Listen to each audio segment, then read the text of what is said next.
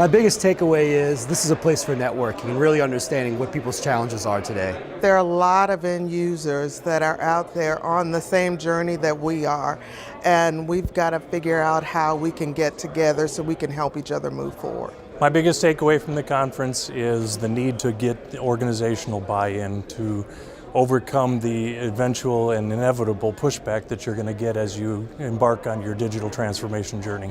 My biggest takeaway from this conference is the cybersecurity products that are being produced today to be able to lock down our devices out in the field. I think that we're starting to realize just how difficult and how challenging the digital transformation is. My biggest takeaway would be that the operations technology folks need to work hand in hand with their information technology folks to help prevent future cybersecurity incidents. My biggest takeaway is how platforms are becoming more functionally centric and how security can play a role in that. You know, there is a flood of new technologies coming onto the market, and selecting which ones fit, which ones make sense to actually use, and then hoping that you pick the winners, because it's going to be a bloodbath.